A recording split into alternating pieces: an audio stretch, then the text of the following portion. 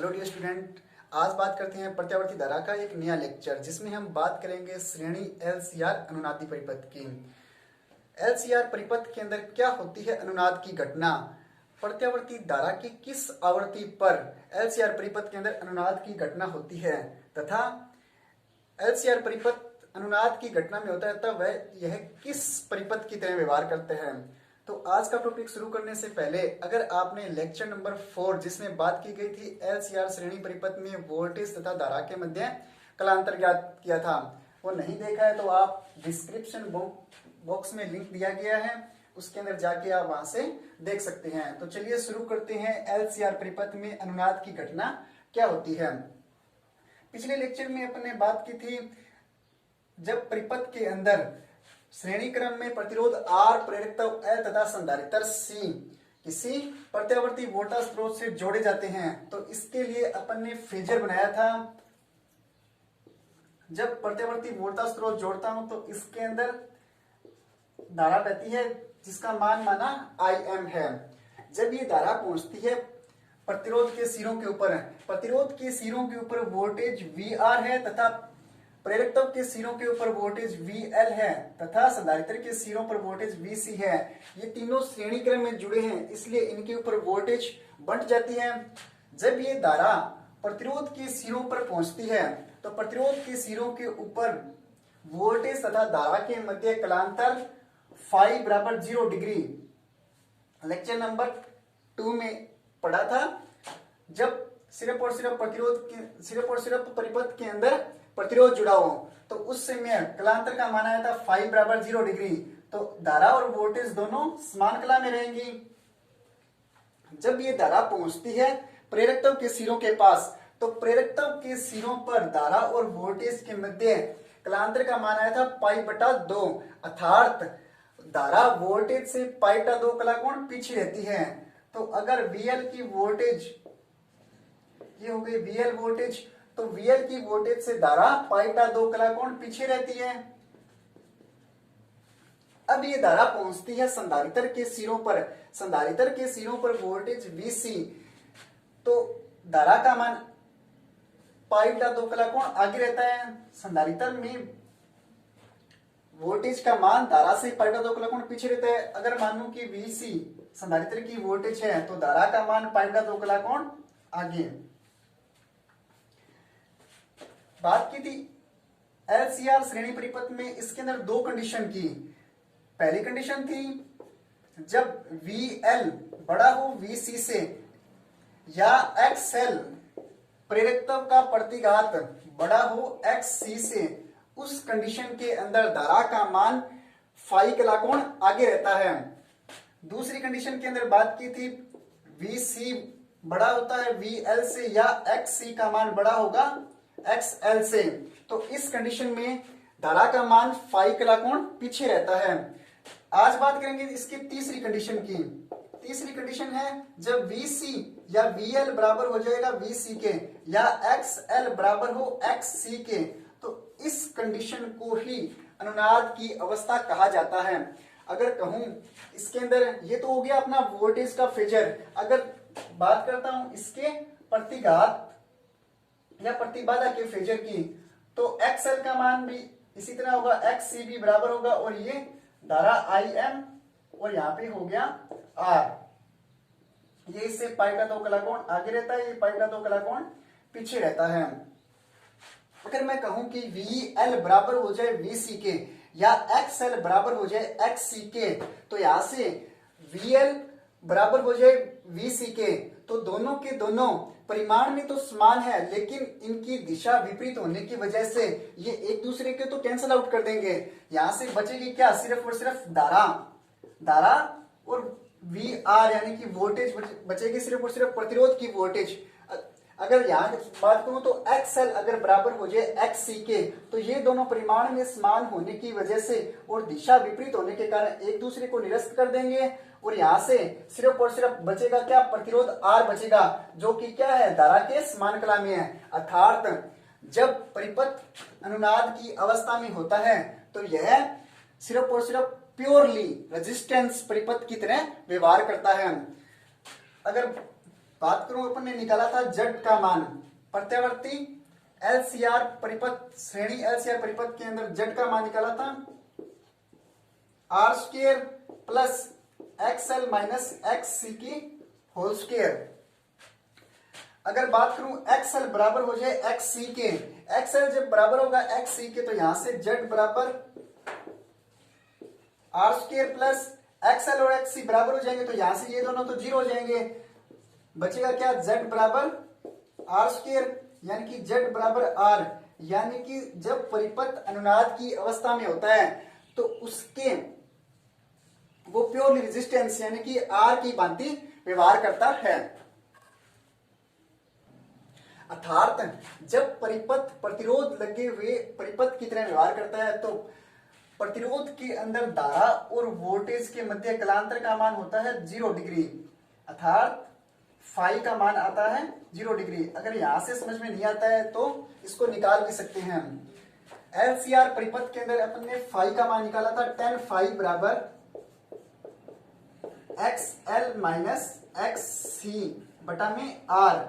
जब बात करूं एक्स एल बराबर हो जाए एक्स सी के, एक्स एल एक्स सी के बराबर होगा तो यहां से tan फाई ये हो जाएगा 0 बटा में आर 0, और फाई का मान tan इनवर्स 0 जो कि 0 डिग्री पे आता है, तो यहां से क्या हो जाएगा, ये इनके मध्य धारा और वोल्टेज के मध्य कलांतर का मान आ जाएगा 0 डिग्री।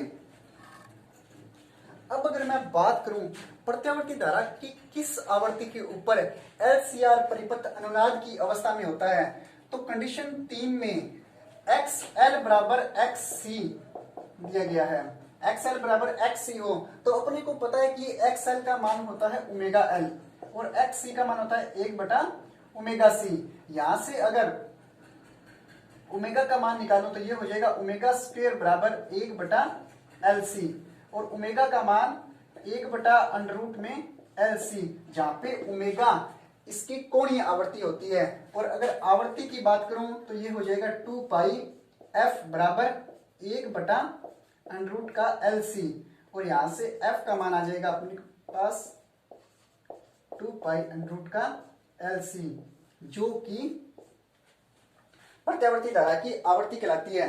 अर्थात जब प्रत्यावर्ती धारा F बराबर 1 बटा 2 पाई अंडर रूट का एल सी आवृत्ति के अंदर होगी तो परिपथ अनुनाद की अवस्था में होता है। अब अगर मैं कहूं कि एलसीआर परिपथ की परिणामी वोल्टता वी एलसीआर है, परिणामी वोल्टता वी एलसीआर है, तथा इसकी प्रतिबाधा को जेड से डिफाइन करूं तो क्या ये मैं कह सकता हूं कि अनुनाद की अवस्था में जेड बराबर आर, यानी कि परिपथ अनुनाद की अवस्था में एक प्योरली रेजिस्टेंस की भांति व्यवहार करता है। क्या ये प्रतिबाधा का मान जेड से कम हो सकता है क्या, यानी कि ये परिपथ प्रतिरोध की भांति तो व्यवहार करेगा, लेकिन क्या प्रतिरोध का मान आर से कम हो सकता है क्या?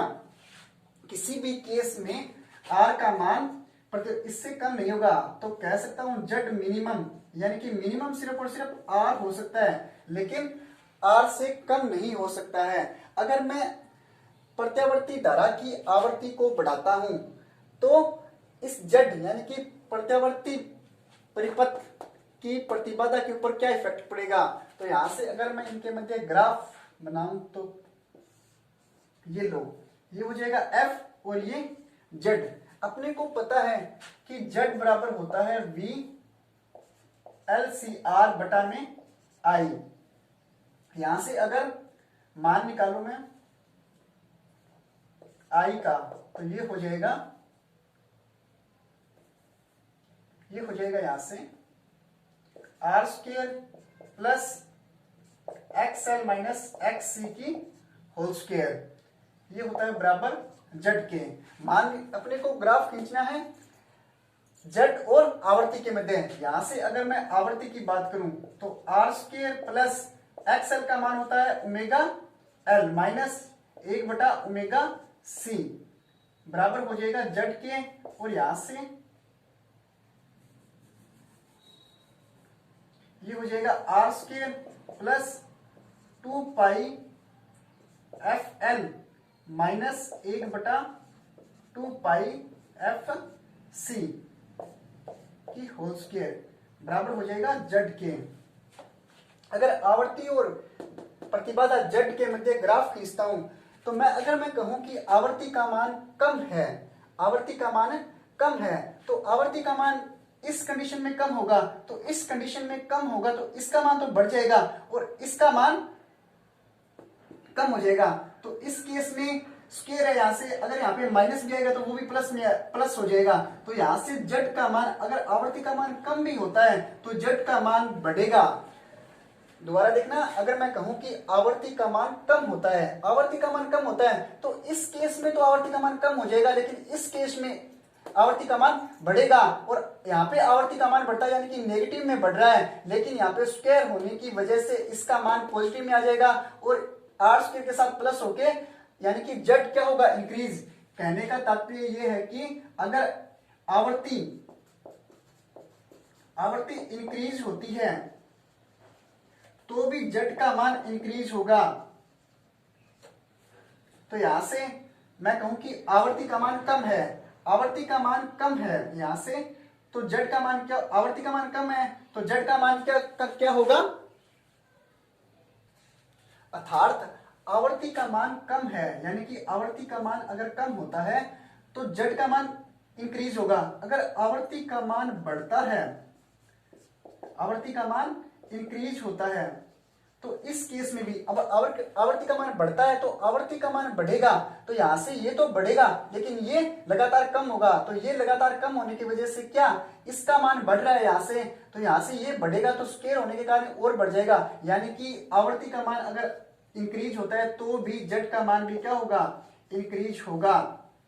तो यहां से अगर ग्राफ बनाऊं मैं तो प्रारंभ में एफ आवर्ती का मान कम है तो भी जेड का मान क्या होता है, इंक्रीज होता है, और आवर्ती का मान बढ़ता है यानी कि आवर्ती का मान बढ़ता है यहां से तो भी जेड का मान क्या होता है, इंक्रीज आता है। लेकिन अपने को पता है कि परिपथ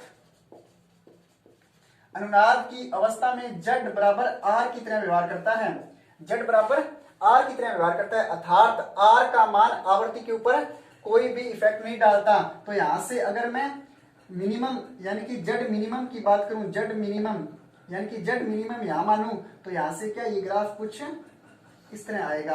तो यहां से ये हो जाएगा जेड मिनिमम बराबर आर।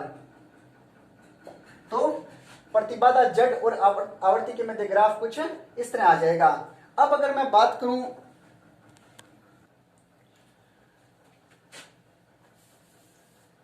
आवर्ती तथा धारा की, तो यहां से क्या हो जाएगा,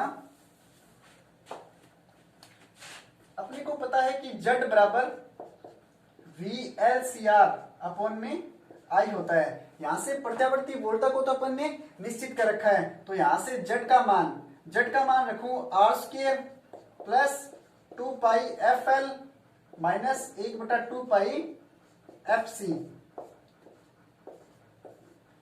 और धारा आई VLCR बटा में आई, इनके मध्य अगर ग्राफ खींचूं तो यहां से इसको जेड माना तो जेड क्या है, आई के व्युत्क्रमपाती है। तो यहां से आवर्ती का ग्राफ खींचूं तो ये लो आई धारा और ये आवर्ती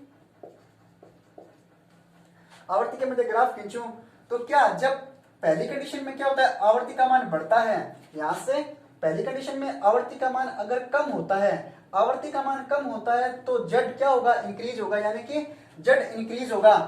अगर जेड इंक्रीज होता है अर्थात धारा का मान कम होगा।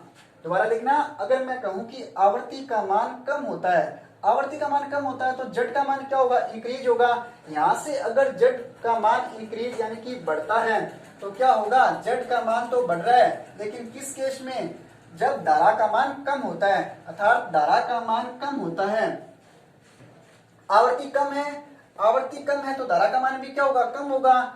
दूसरी कंडीशन में जब आवर्ती का मान इंक्रीज होता है यानी कि आवर्ती का मान बढ़ता है तो जेड का मान भी इंक्रीज होगा, और जेड का मान इंक्रीज किस केस में होता है, जब धारा का मान कम होता है। यहां से धारा का मान क्या होगा, कम होगा, और आवर्ती का मान अधिक होगा। लेकिन अपने को पता है कि जब जेड बराबर आर होता है Z बराबर R होता है तो इस केस में धारा और वोल्टेज दोनों के दोनों क्या रहते हैं, समान कला में रहते हैं। और समान कला में परिपथ प्योर रेजिस्टेंस की बातें व्यवहार करता है, अर्थात प्योर रेजिस्टेंस के अंदर यानी कि R के ऊपर आवर्ती का कोई इफेक्ट नहीं पड़ता है। इसलिए प्योर रेजिस्टेंस में धारा का मान अधिकतम होता है। अगर धारा का मान अधिकतम है अर्थात प्रतिरोध का मान कम होगा और अनुनाद की अवस्था में Z बराबर R होता है अर्थात Z में भी क्या होगा, Z का मान भी क्या होगा, कम होगा। तो यहां से अगर ग्राफ बनाऊं तो ये हो जाएगा कुछ इस तरह, और यहाँ पे धारा का मान I मैक्सिमम अधिकतम होता है बराबर होता है VLCR अपॉन में Z के, अर्थात अनुनाद की अवस्था में धारा का मान तो अधिकतम होता है लेकिन Z प्रतिबाधा का मान क्या होता है, मिनिमम होता है। अतः धारा का मान अधिकतम होता है। इस आवृत्ति को FR अनुनादी आवृत्ति कहा जाता है तथा जिस आवृत्ति पे प्रतिबाधा मान Z का मान कम होता है उस आवृत्ति को अनुनादी आवृत्ति कहा जाता है। एग्जाम में सबसे ज्यादा न्यूमेरिकल इसी टॉपिक से उठ के आते हैं, चाहे वो exam competitive exam like as IIT, JEE advance या एयरफोर्स नेवी कोई भी हो, चाहे इसी टॉपिक से ऊपर आधारित न्यूमेरिकल आते हैं। तो चलिए शुरू करते हैं इसके ऊपर आधारित कुछ न्यूमेरिकल की। दिया है एक प्रत्यावर्ती धारा परिपथ में प्रेरकत्व L 0.5 हेनरी तथा धारिता C बराबर 8 माइक्रोफेरेड जुड़े हैं। परिपथ में अधिकतम धारा के लिए कोणीय आवर्ती तथा आवर्ती का मान ज्ञात कीजिए। सबसे पहले तो अपने को दिया है L का मान 0.5 हेनरी और एक दिया है C का मान 8 माइक्रोफेरेड और माइक्रो होता है 10⁻⁻6 फेरेड। अपने को पता है कि ओमेगा बराबर होता है 1/√LC का LC। यहां से जहां पे ओमेगा होती है कोणीय आवर्ती तो ये हो जाएगा ओमेगा बराबर हो जाएगा ये 1/√का L का मान दिया है अपने को 0.5 और C का मान दिया है 8 × 10⁻⁻6। जब इसको मैं हल करता हूं तो ये हो जाएगा 1/4 × 10⁻⁶। अंडररूट को बाहर लेके आओ तो ये हो जाएगा 1/2 × 10⁻³ और ओमेगा का मान आएगा 1000/2 बराबर 500 रेडियन पर सेकेंड, क्योंकि ये कोणीय आवर्ती और कोणीय आवर्ती का मात्रक होता है रेडियन पर सेकेंड। जब बात करूं मैं, ये तो हो गया अपनी कोणीय आवर्ती, बात करता हूं आवर्ती की तो अपने को पता है कि ओमेगा बराबर होता है 2πf। यहां से ओमेगा का मान निकाल के लेके अपन 500 रेडियन तो ये हो जाएगा 500 बराबर 2πf और f का मान आ जाएगा अपने पास 250/π और आवर्ती f का मान होता है हर्ट्ज। दिया है अनुनादी अवस्था में परिपथ में लगे प्रेरकत्व, धारिता तथा प्रतिरोध के मान 0.1 हेनरी, 200 माइक्रोफेरेड तथा 20 ओम है तो उसी अनुनादी आवर्ती पर यदि परिपथ में प्रेरकत्व का मान 100 हेनरी कर दिया जाए तो धारिता का मान ज्ञात कीजिए। सबसे पहले बात करते हैं जब परिपथ में प्रेरकत्व, धारिता तथा प्रतिरोध के मान ये हो, यानी कि मैं बात करूं कि FR की बात करूं तो ये होता है 1/2π का LC। यहां से इस आवर्ती का मान निकालता हूं FR तो ये हो जाएगा 2π। L का मान अपने को प्रारंभ में L का मान दे रखा है 0.1 हेनरी और C का मान दे रखा है 200 माइक्रोफेरेड। यहां से जब इसका मान निकालता हूं तो ये हो जाएगा 0.1 गुणा 200 × 10⁻⁶। अब इसने बोला है कि उसी अनुनादी आवर्ती पे, यानी कि आवर्ती तो सेम रहेगी लेकिन मान किसका चेंज कर दिया, L और C का मान चेंज कर दिया। तो कहने का मतलब उसी अनुनादी आवर्ती यानी कि आवर्ती F तो ये तो अनुनादी आवर्ती सेम रहेगी लेकिन मान चेंज होगा किसका 1/2π ये नियत राशि है, चेंज होगा एल डैश और सी डैश, यानी कि आवृत्ति तो ये सेम रहेगी लेकिन चेंज कर दिया किसको, एल को एल डैश में परिवर्तित कर दिया, सी को सी डैश में परिवर्तित कर दिया, तो आवृत्ति दोनों की सेम है। तो यहां से अगर मैं बात करूं तो ये इसके बराबर हो जाएगा 1/2 पाई अंडर रूट का एल सी बराबर 1/2 पाई अंडर रूट का एल डैश सी डैश। यहां से 2 पाई से 2 पाई कैंसिल हुआ, इसको जब हल करूंगा तो एल सी बराबर किसके आ जाएगा, एल डैश सी डैश के। यहां से मान निकालना है सी डैश का, एल सी का मान, एल सी का मान यहां से उठा लो या यहां से, तो यहां से क्या हो जाएगा 0.1 गुणा 10, 200 गुणा 10 की घात -6 बटा में सी डैश, ये एल डैश आ जाएगा। एल डैश का मान दिया है अपने को 100 हेनरी, तो यहां से ये 100 बराबर में सी डैश, तो यहां से क्या बचेगा, ये हो जाएगा अपने पास सी का मान आएगा 2 गुणा, ये हो जाएगा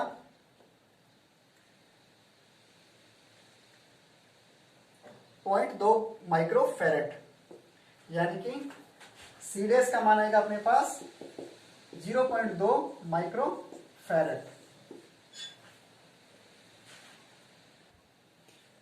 दिया है एक प्रसारण केंद्र में 300 मीटर तरंग वाली तरंगें प्रसारित हो रही है, एक 2.4 माइक्रोफैरेड धारिता वाला संधारित्र उपलब्ध है, तो अनुनादी परिपथ के लिए आवश्यक प्रेरकत्व का मान ज्ञात कीजिए। अब की बार अपने को दे दिया तरंग, दे दिया 300 मीटर तरंग दे दिया, अपने को पता है कि आवर्ती व्युत्क्रमणपाती होती है लेमड़ा के, तो यहां से अगर मैं ये व्युत्क्रमणपाती का निशान हटाऊं तो ये आ जाएगा F बराबर C बटा लेमड़ा, जहां C प्रकाश का वेग को डिनोट करता है। तो यहां से अगर F आवर्ती का मान निकालो तो C का मान होता है 3 गुणा 10 की घात 8 मीटर पर सेकंड, और लेमड़ा का मान अपने को दे रखा है 300, तो यहां से F आवर्ती का मान आ जाएगा अपने पास 10 की घात 6 हर्ट्ज। अब बात करूं अनुनादी परिपथ के लिए, अनुनादी परिपथ के लिए होता है ओमेगा बराबर 1 बटा अंडर रूट का एल सी, अपने पास मान F का है, तो यहां से अगर मैं कहूं रूट एल सी बराबर ये हो जाएगा 1 बटा ओमेगा के, मान निकालना है अपने को प्रेरकत्व का, तो यहां से एल सी बराबर हो जाएगा 1 बटा ओमेगा स्क्वायर, ये हो जाएगा एल बराबर 1 बटा ओमेगा स्क्वायर सी। यहां से एल बराबर ओमेगा स्क्वायर का मान होता है 2 पाई एफ, ओमेगा का मान होता है 2 पाई एफ, जहां पे एफ होती है इसकी आवर्ती, तो यहां से ये हो जाएगा 4 पाई स्क्वायर एफ स्क्वायर गुणा में सी। जब इसका मान रखता हूं तो एल बराबर 1 बटा पाई का मान होता है 3.14 की स्क्वायर, एफ का मान निकाल के लेके 10 की घात 6 की स्क्वायर हो जाएगा, और सी का मान अपने को दे रखा है 2.4 गुणा 10 की घात माइनस का 6 माइक्रोफैरेड। यहां से जब इसका हल करता हूं इसको, तो इसका मान निकल के आता है 10 की घात माइनस 8, मान आता है इसका 10 की घात माइनस 8। प्रेरकत्व है, प्रेरकत्व का मात्रक होता है हेनरी।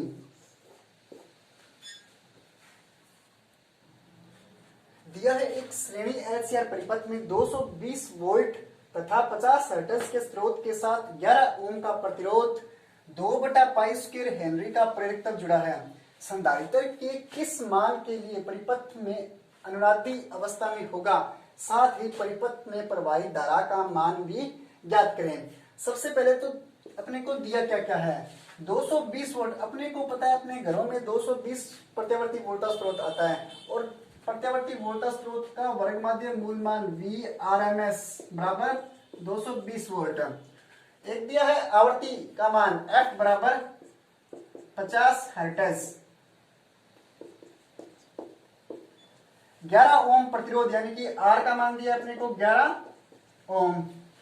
एक दिया है 2 बटा पाई स्क्वायर हेनरी का प्रेरकत्व, यानी कि एक मान दिया है L का 2 बटा पाई स्क्वायर हेनरी, तो संधारित्र के किस मान के लिए परिपथ अनुनादी अवस्था में होगा? अपने को पता है अनुनाद की अवस्था में होता है 1/√LC का LC। यहां से मान निकालो F का, तो ये हो जाएगा √LC का LC बराबर 1/ओमेगा।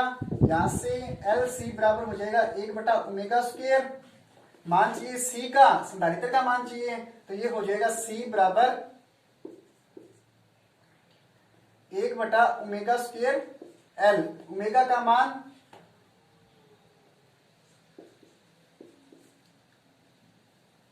2π/f² गुणा में L। ये हो जाएगा C बराबर 1/4π² गुणा L। जब इसका मान रखता हूं इसके अंदर, तो ये हो जाएगा C बराबर 4 गुणा π²। F का मान दिया अपने को 50 हर्ट्ज, तो ये हो जाएगा 50 गुणा 50। और L का मान दिया अपने को 2/π²।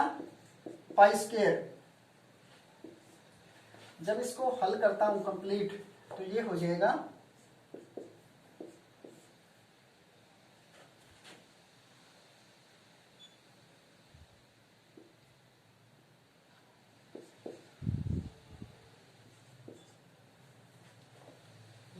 अपना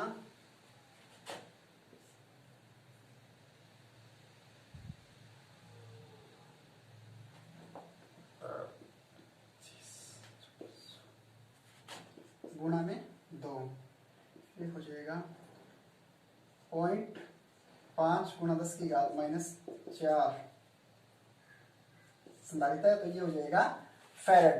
अतः C का मान आया 0.5 गुणा 10⁻⁻⁴ फैरड, यानी कि 0.5 गुणा 10⁻⁴ फैरड धारिता का संधारित्र तथा 2/π² हेनरी का प्रेरित्र तथा 11 ओम का प्रतिरोध एक साथ श्रेणी क्रम में जुड़े हो, तो उस समय परिपथ अनुनाद की अवस्था में होगा।